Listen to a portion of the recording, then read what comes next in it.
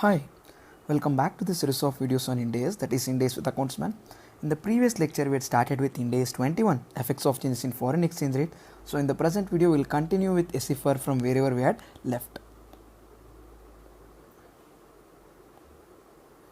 So let's get started. So we are told that the standard deals with two things. One is with regard to Forex transactions and the second one is with regard to foreign operations. So in the present video, we'll first start with Forex transactions, and once we're done with Forex transactions, we can definitely move into foreign operations. So the first part of the standard that we would have to deal with is Forex transactions. Now the question is, what exactly do we refer to when we use this word Forex transaction?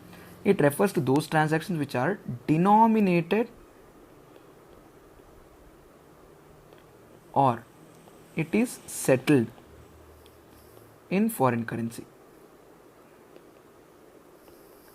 So it basically refers to those transactions which are either denominated in foreign currency or to be settled in foreign currency. Now, if I buy a particular item from a country other than India, maybe assume that my functional currency is Indian rupees.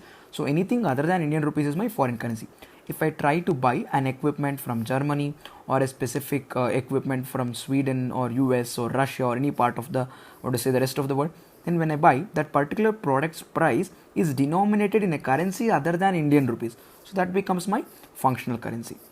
So that becomes my foreign currency. So that is a Forex transactions. Or I have bought a specific item, and when I need to settle that specific transaction, I need to settle or make the payment in terms of currency other than functional currency, that is in foreign currency. Such transactions become Forex transactions.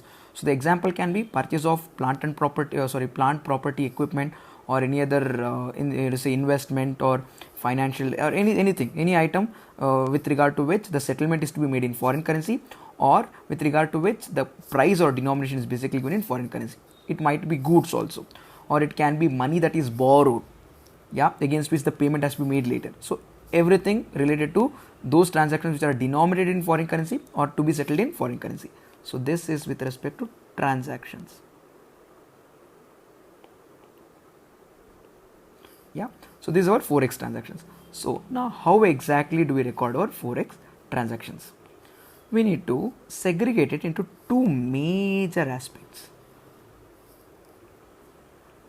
This is based on the time component. Now based on the time component, I'll call it initial recognition, and the next one is subsequent recognition. So basically, I would have to see how to deal with these transactions at two times. First is initial recognition and the next one is subsequent recognition. Now what exactly is this initial recognition and subsequent recognition? Now when we talk about items of this sort, we would basically have asset and liability, or income and expense. That is the entire epitome of our accounts, isn't it? Now with respect to asset and liability, as well as our income and expense, both will be doing initial recognition. However, when we go to subsequent recognition, we will do only subsequent recognition of asset and liability. With regard to income and expenditure, they were recorded only once, meaning once if you record them, it is done. It is transferred to our P&L. There we need not record it or recognize it again and again. Now, if I have certain income or revenue by way of sales or expenditure incurred for a specific service taken by me, it will straight away be recorded and then it will go to my PL and then done. It will not repeat in my financial statements again anytime. Whereas, assume that I bought the asset. That asset will remain in my current year balance sheet. It will appear in my next year balance sheet. It will appear in my next year balance sheet also. Similarly, if I have an obligation, that will appear in my current year balance sheet as a liability, next year balance sheet as a liability, subsequent year's balance sheet also as a liability. Till the time I settle it, it will be appearing. So with regard to asset and liability, we need to be doing subsequent recognition.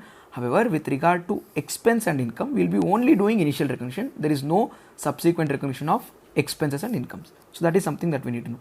So how exactly do we do our initial recognition? Initial recognition should always be done at spot rate. What do you mean by spot rate? It means transaction date rate. Okay, I'll write rate at transaction date. Now, with respect to any transaction, expense, income, asset or liability, whenever the transaction is made on that date, whatever is the exchange rate prevailing. Now today I might say 74 rupees is equal to $1. You get that? Or 90 rupees is equal to 1 pound. I might tell this. So this is the exchange rate. How much of rupees I'm supposed to shell out to get $1 or 1 pound. Here it's not like functional currency is always rupee. Here it is about how much of functional currency should be shelled out to arrive at to get the foreign currency. So such a specific ratio is called as exchange rate, and we need to take that exchange rate that is prevailing as on the transaction date. You get that? However, there is an exception, or we can take average rate for specific period. Yeah, if it is a very close estimate and that specific dates rate is not available, then I can take average rate for that week or average rate for that month, that specific period. It is actually management's discretion as to what is that specific period. Yeah, if it is appropriate.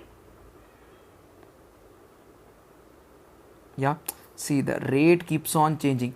The exchange rate at 11 a.m. in the morning is different from exchange rate at 12 a.m. or like 1 p.m. It keeps changing every hour. So which rate to be taken? So you can take average of the rate for that day, or average of the rate for the last 3-4 days, or for that week, or for that fortnight, or something like that. That average rate is also allowed. So then next important thing is, what if there is multiple transactions involved? Like I make payments or multiple payments, or I receive money but it is multiple. So what would I do in such circumstance? So we're dealing initial recognition now. So the present point is about multiple payments in case of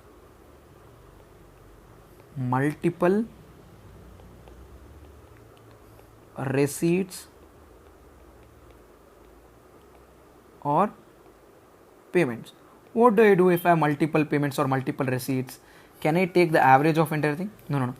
As far as possible, we should try and identify each transaction separately, each receipt separately, each payment separately, and we need to identify the spot rate for each receipt and each payments separately.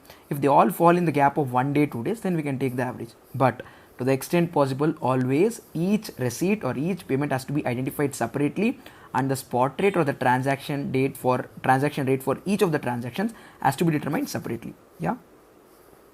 Okay. Separate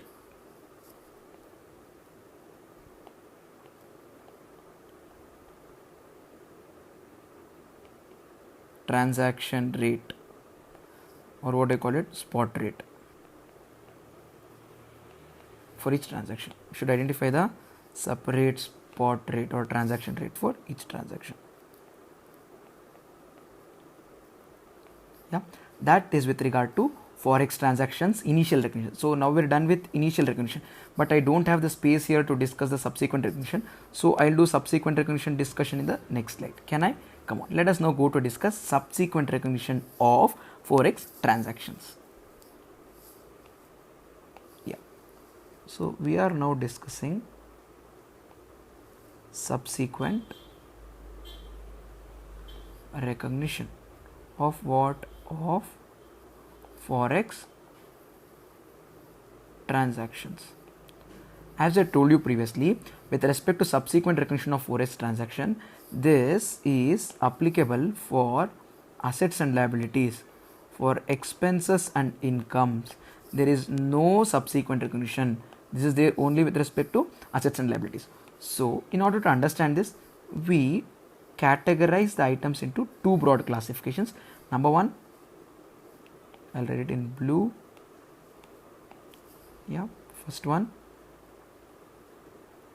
monetary items. Second one is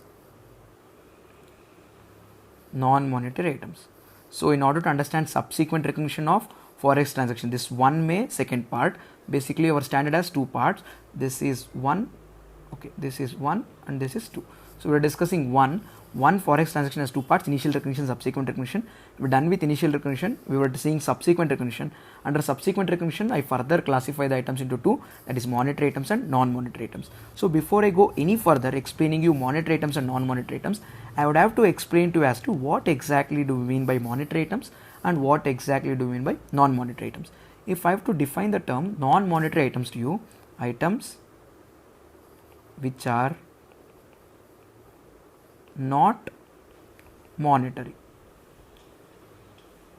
Items which are not monetary or non-monetary. So what is monetary? Can I tell monetary items are those items which are not non-monetary? No, you can't tell that both. So monetary items definition is given. So monetary item is basically asset or liability. It can be an asset or it can be liability. Again, I told you assets and liabilities both are covered under this. Yeah, which are supposed to be received or paid. Asset in the sense it's a receivable of the economic benefit, not necessarily in cash. And liability means payment. You are supposed to pay. You have an obligation to be settled in the future.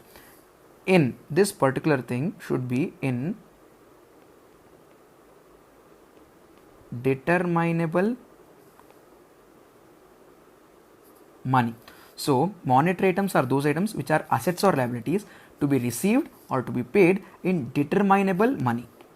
Or I can use the term fixed also here. Determinable or fixed amount of money.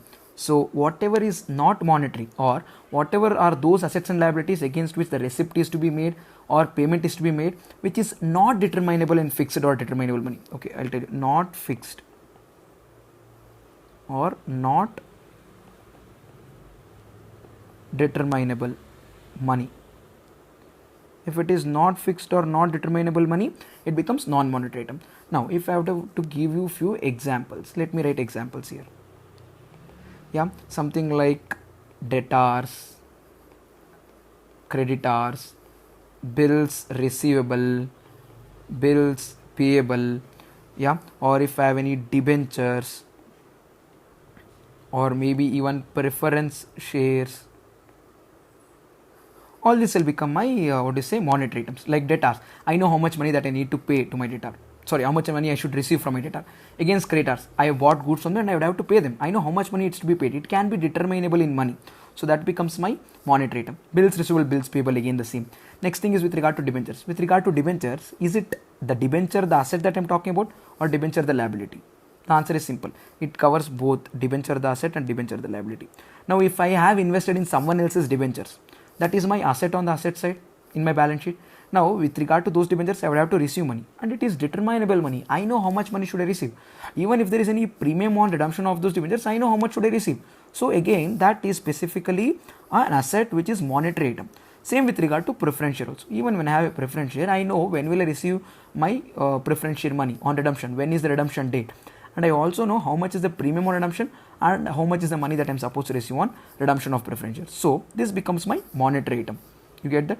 And I remember me telling you this with respect to debentures and preference shares, investment in debentures and investment in preference shares, as well as preference share raised by the company, debentures issued by the company and kept with the company as a loan, both are monetary items. Done. However, what are basically our non-monetary items? Non-monetary items will be property, plant and equipment, investment property or inventories. Yeah. With respect to property, plant and equipment, it is not very specifically determinable in fixed amount of money. If you sell that asset, you might receive different amount. You cannot tell it. You cannot tell it right now as to how much will you receive on sale of the asset. Same with respect to investment property or intangible asset. I cannot tell in determinable term, no, as to how much will I receive on sale of my goodwill or patent or license. Yeah, and same holds with respect to preference share capital, which is convertible. You need to be remembering this here. So if I have issued shares which are having a right to be converted to equity shares, then that benefit or the liability is not determinable in fixed terms. Why? Those preference shares will get converted to equity. How much will I pay regarding equity? It's not known to us. So that becomes non-monetary item. Similarly, debentures which are convertible again. And when I talk about preference share debentures, it is both me holding asset as well as liability. Now, if I have invested in preference shares which are convertible, that is a non-monetary item. If I have issued preference shares which have convertible right, again they are non-monetary items. Same with respect to debentures also. And next thing is with regard to equity. My equity capital, yeah, that shares that I have issued to public I have subscribed from the perspective of the company, that is non-monetary item. And if I have invested in equity of some other company, again that investment will also be my non-monetary item, because with regard to that inventory, we cannot specifically tell as to how much is the money that we will receive on exhausting that benefit of that equity or disposing of that equity. So this is the the basic understanding of monetary non-monetary as well as examples of monetary non-monetary. Now I need to go ahead and then discuss as to how exactly do we recognize these monetary and non-monetary items in our records. And this entire discussion what I am doing with respect to Forex transactions is these transactions are basically happening in foreign currency. And these transactions which are happening in foreign currency, I am trying to convert them. Into functional currency. You get that? So the entire objective of this discussion is foreign transactions are happening in denominated or settled in foreign currency. So we're trying to transfer that foreign currency to functional currency. So we'll discuss the next part. Yep, conversion of foreign currency to, can I write it a little below? Yeah, foreign currency to functional currency. Yeah, so whatever this is what something that we're discussing. Under this discussion, we had basically classified subsequent recognition.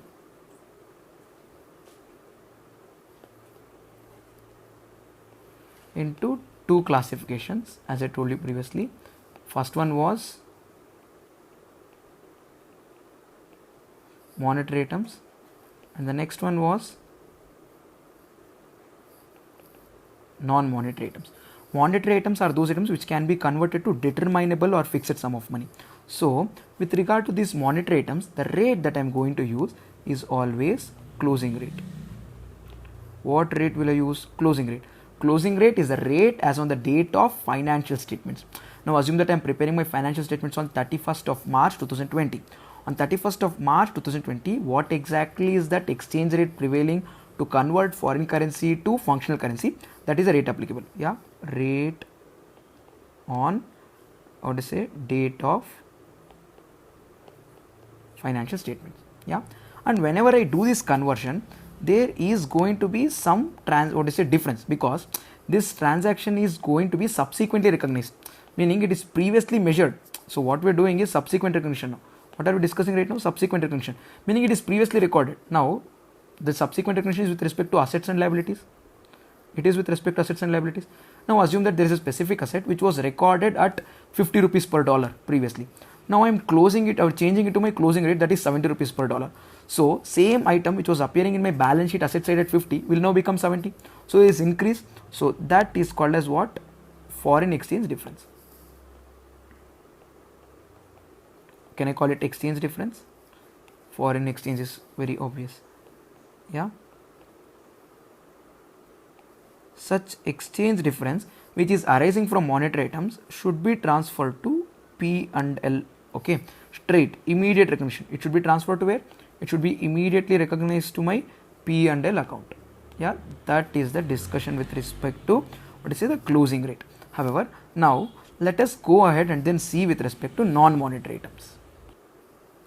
The answer is not so easy with respect to non-monetary items. We need to see if with regard to these items, are we considering historical cost? Yeah, if with regard to these items, what the organization is considering is historical cost, then what we need to remember is then no translation is required. Why? Now assume that there is an asset, property, plant and equipment. This property, plant and equipment is being maintained at cost, and I had bought this asset some 5 years ago or 10 years ago when the exchange rate was 50 rupees per dollar, and I had recognized that asset, initial recognition, at rupees 50, the transaction rate or the spot rate as on that date. Now we came 5 years down the lane or 10 years down the lane. Now the rate has changed. The rate has become 73 rupees per dollar. Now should I rechange it? No, because the asset is at cost. Then that's no translation is required. That original cost, whatever was recorded at that rate of 50 rupees per dollar, that will continue in my books of accounts. So no translation is required when historical cost is continued. Now comes the interesting discussion. What if the organization doesn't follow historical cost method, and with regard to our fair value that is given in Ind AS 113, they have switched to fair value method? Then what do? Then we need to take rate as on date of what is say fair value adoption, as on date of fair value adoption. Yeah, whatever is the date on which such fair value measurement is adopted, that date's rate is the rate at which the asset should still appear in my books of accounts, or the liability also for that matter. I hope you understood. So with respect to asset or liability which is maintained at historical cost, no translation. If I have to tell you, we'll go by transaction date rate. Yeah, the rate as on the transaction date only will prevail. However, if we are seeing with respect to an asset or a liability which is recorded at fair value or not at historical cost, then what would happen? The date on which that fair value method is adopted, on that date, whatever the rate that is prevailing, such rate will be adopted by us for the purpose of subsequent recognition of that non-monetary item. So that entire discussion is with respect to what?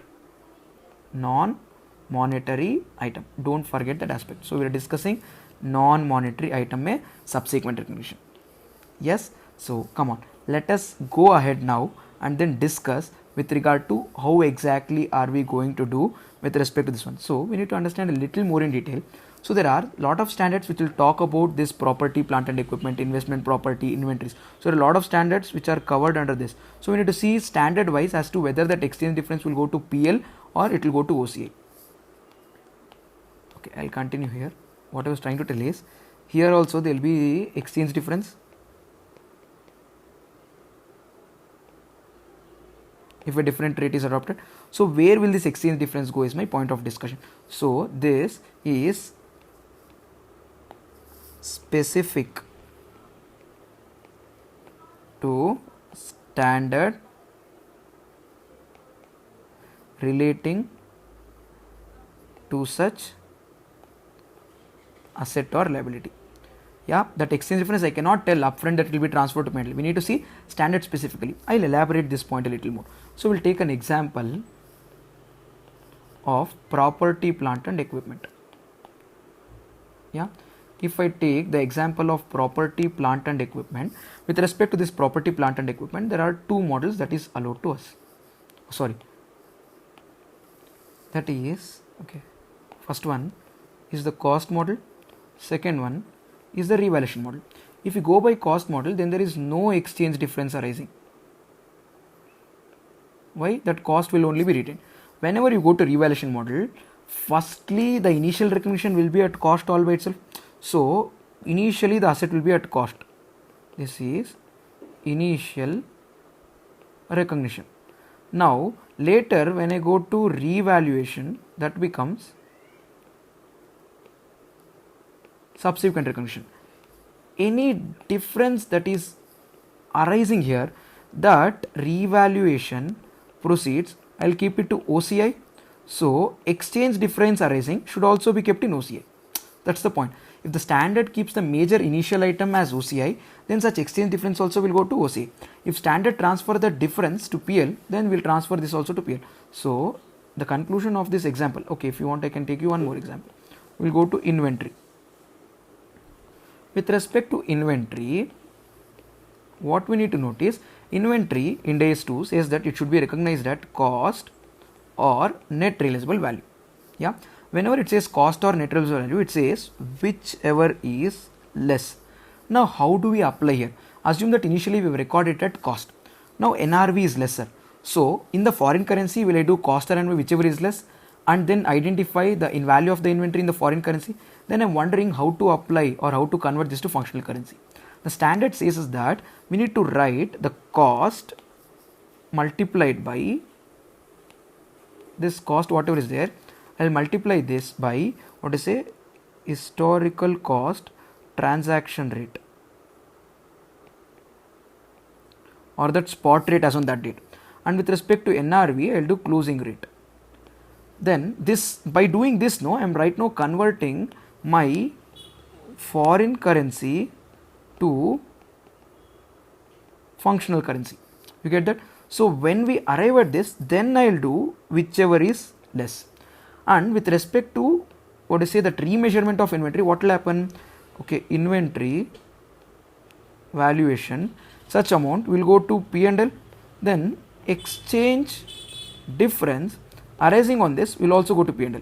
This is quite different from here. If you can observe, with respect to PPE revaluation, any revaluation reserve arising, it will be there in OCI. So similarly, the exchange difference also will go to OCI. Whereas with respect to inventory, that up and low will go to PL. So exchange difference also will go to PL. Same thing will apply with respect to our impairment also. We have not discussed the standard on impairment yet, but I can tell you little with respect to impairment. Again, in impairment, we do cost or that net realizable value component, whichever is less. I will not do it in functional currency. What I will do is I will convert my foreign currency